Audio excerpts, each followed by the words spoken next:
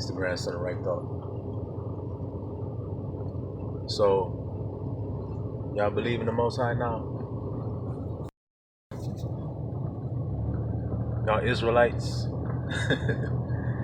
Are y'all believing the Most High now? The things that He said were going to come? Are y'all still leaning into your own understanding? Or have you just accepted the Most High's word as truth? Because like I said, have y'all been paying attention lately? Have you been looking at your own life? And what you've been dealing with in it? Now all you real ones, we are all living the same life. So we can all relate to everything that each other is going through. Y'all follow that? All of the elect are living one life, the same life. So we're able to pray for each other fervently. We're able to help each other out of our snares that we've been caught in. We're able to warn each other of the traps that are set on the pathway because we're all on the same path. It's called the narrow path, isn't it? He says, broad is the way that leads to destruction, and many there are that go therein. So the way to destruction is wide, and it's a path that is easy to see because that's where the crowd is going. Y'all see that? You're following the crowd if you're following the broad path. So if you're wise, then the easy thing would be to say, well, where are most people going? Most people in this world, the crowd of this world, where are they going? And if you observe, you'll see they're all living the same life as well. And they're all going on the same broad path. Now, like I said, if you were wise, wouldn't you say, well, if everybody's going on that path, if everybody's going that way, then maybe I should go on the other path. Now, where's the other one? It's a narrow path. So consider a fork in the road. Now, when you're walking, you see maybe one or two people go on that narrow path, and you see billions go on the other, the broad path. What kind of person are you? Do you go with the crowd? Are you a follower of the world? You see? Because that determines what path you'll take. The narrow one or the broad one that leads to destruction. The narrow path that leads to life. Now what about that path? It says, few there be that find it. See? There's only a few going to be on the narrow path, the right path. And only a few will find it because most of the people are going the other way. And because man has become in a lowly state like a beast, he has become like cattle. So most cattle go with the herd. You see? They go with the herd. So the question is, do you have the herd mentality? Are you going along with the herd of this world on the path that leads to destruction? Now, another thing the Most High said about these times that you'll be living in. Let's see whether you believe him or not. He says, perilous times are going to come in the last days. Perilous. You know when the person says that someone is in peril, does that mean they're safe? Or does that mean that they might be in trouble? So perilous times, troublous times are going to come. And why? And he tells you why. Because men are going to change. Not just times are going to become perilous. You see? It's because men are going to change. And then he tells you how they'll change and what they'll do. Now, one of the attributes of the change in man is that he will become a lover of himself. That's called narcissism. Now, the Most High said perilous times will come because men are going to change. And like I said, he said men will become lovers of themselves. That means narcissism. And like I said, go on YouTube, search narcissism in the search bar, and see how much information is going to come up. See how many videos of people talking about narcissism, talking about narcissists, talking about how narcissists have ruined their lives, how narcissists are demons, how narcissists stay away from them, go no contact with them. Narcissists are not normal people. They're not human beings. They're empty vessels. They have no empathy. A lover of himself. Empathy means you're able to love your neighbor as yourself. If you don't have empathy, then you can't love your neighbor. You can only so-called love yourself, even though you're not loving yourself. You think you're loving yourself, you see. Narcissism. So that means that that's the perilous times you're living in. And if it wasn't perilous, then how come narcissism is so rampant in your world? It wasn't 50 years ago. So why is it now? Because you're living in the perilous times the Most High was telling you guys about. I don't know why y'all don't want to listen to the Most High. I don't know why y'all think he be lying to you, because he's not lying. He's not a man that he should lie. He cannot lie. So then his word be true, just like the word says, and everything that he said was coming in the end has come. The perilous times. Now, a lot of you believers have turned away off the narrow path and went back on the broad path. Why? Because the perilous times you're living in. Men are going to become boasters and proud. See, that's part of narcissism as well. The love of many shall wax cold. So you see how hard it's going to live in a world like that? Where people are cold-hearted, not loving, can't love, won't love, not able to love. Their only interest is themselves and what they're able to gain. That's the world you live in. You see? So a lot of you believers have had confusion, had a hard time, had a struggle with understanding why this has been taking place in your life. Even though your father told you it would. See, I learned to not be surprised or marvel not when the world hate you, the Bible says. See, I learned to not marvel at this shit. Because I learned to listen to my dad, who's teaching me because he loves me, because I'm his image. And if he loved me, then he's going to keep me on that narrow path and chasten me often. That's also in his word. So when I keep getting chastened out here in this world, or corrected, I keep getting checked by the things that is happening to me. I'm confused, I'm hurt, I'm sad, I'm down, when I shouldn't be. I should be understanding, wait, if I have a father and he loves me, then he's going to discipline me. Y'all don't understand the word discipline. Y'all think discipline means getting a whooping. It doesn't. It doesn't. Discipline is choosing right thought in the midst of a bunch of wicked thoughts. That's what discipline is. It's choosing to follow through on the right thought, despite what everything looks like around you. That takes discipline to do that. For instance, you want to get in good shape. It takes discipline to get up and work out every day, which is the right thought. But some days you don't feel like working out. Some days you don't even feel good.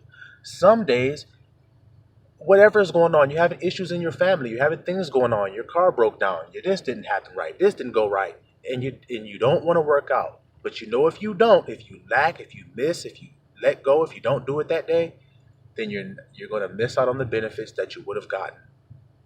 So you take the discipline of doing it anyway.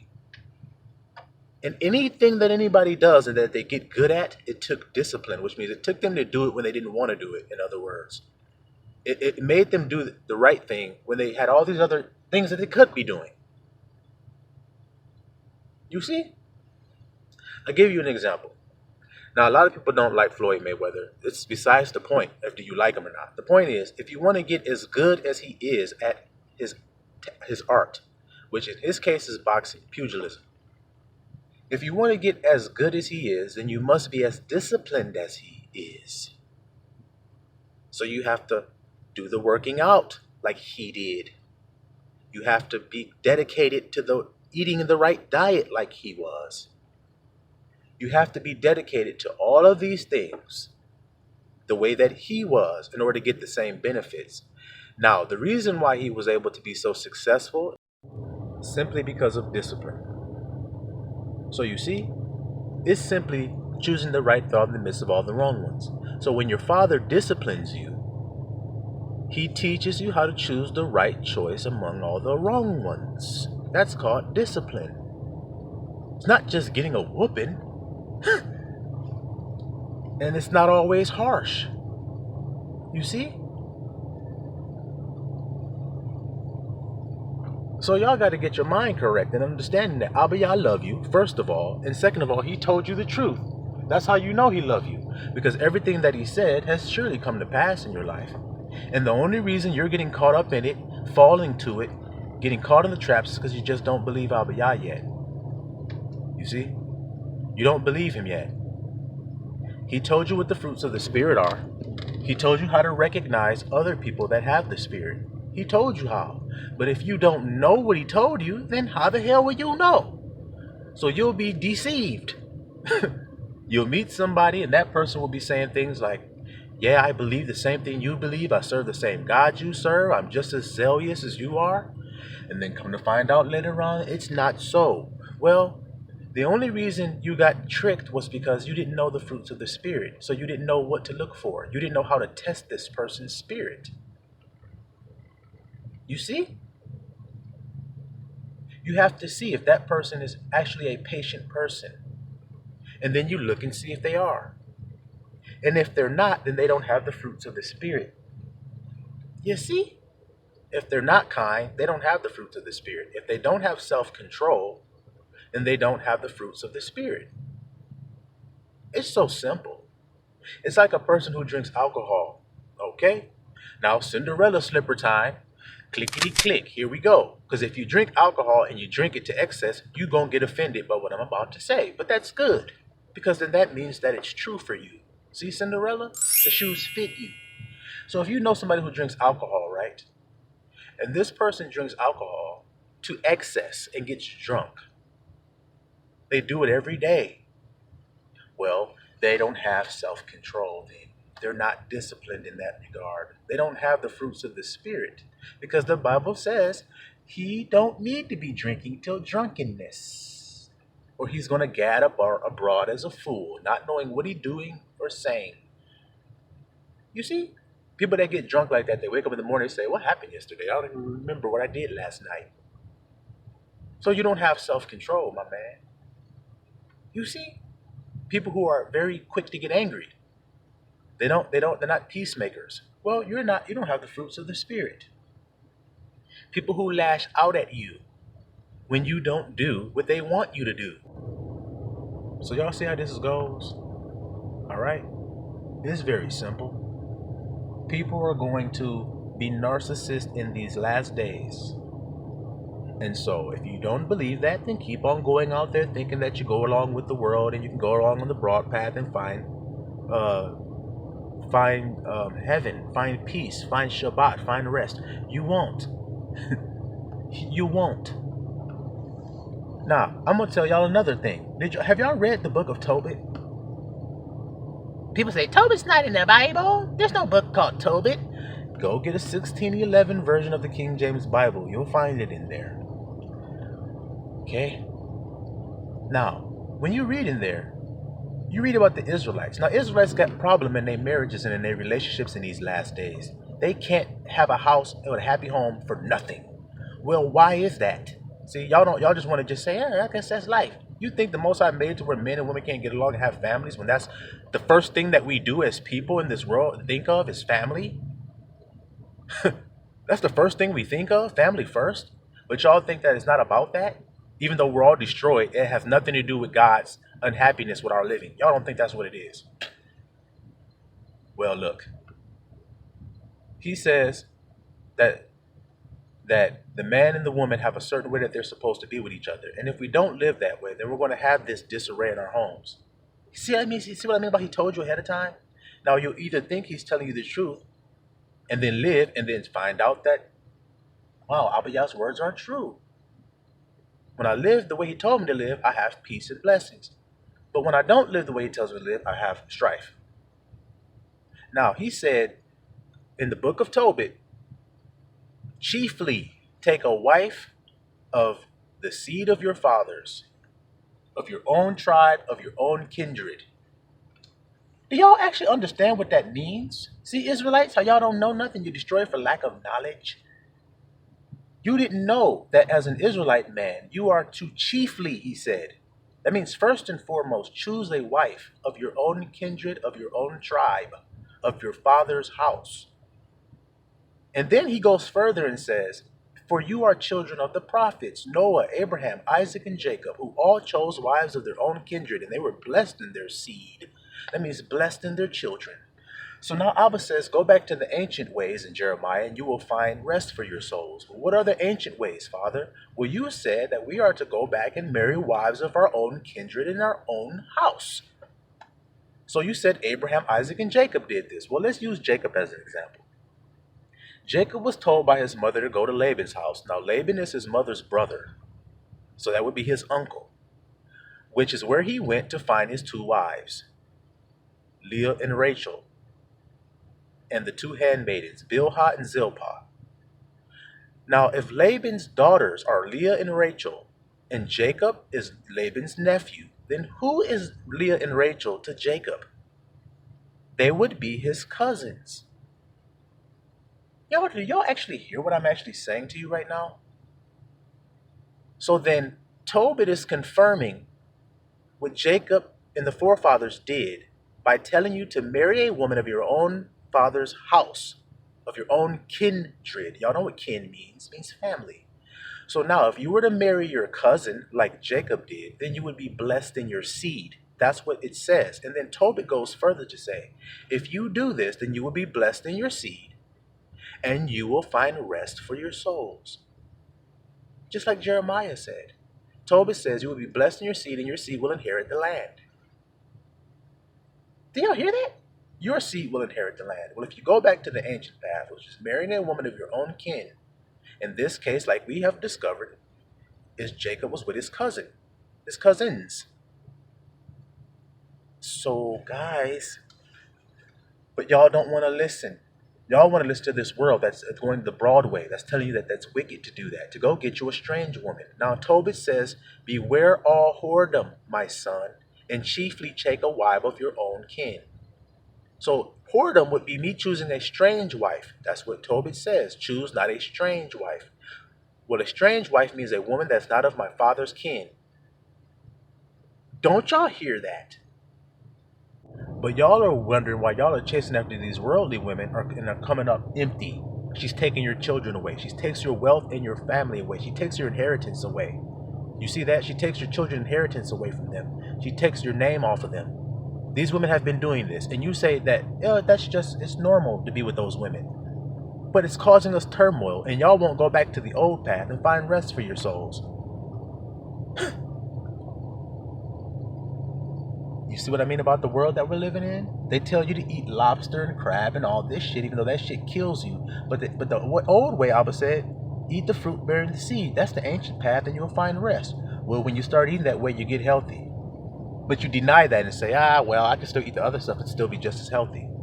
No. You won't have rest for your soul. You will die in agony if you eat all that bullshit. But you don't believe it, so whatever. Well, when a man goes in a man's mouth, doesn't defile him. Okay, maybe it doesn't defile his heart, because that's what he said if you were listening. Which means it didn't defile the way that his inner workings of his heart and his mind are. But it will fuck his body up. It will give him diseases. So that's why I told you not to touch him or eat him. But if y'all want to keep on doing that and lead to your own understanding, go ahead. You see? So why are y'all kicking against the pricks of what Abba has told you about everything? It's because the world will disdain you. Well, you're going to get cut off by the world anyway. You already should be. So then if you go and you marry your cousin and y'all find peace and bear children and your seed are blessed, according to what Abba said, then that took mighty faith to do that in this world. Because the world says that's wicked and wrong and it's incest and all this other shit. When all these people are out here doing bestiality, having sex with animals, bearing hybrids and crossbreeds, just as in the days of Noah. But they're telling you that going back to God's ways is wicked, even though you see that these men were blessed exceedingly.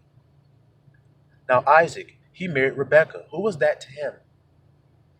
Do your research. I'm not going to do your homework for you, but you'll find that it was his kin.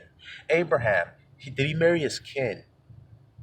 Okay, so why are we all up in arms about it?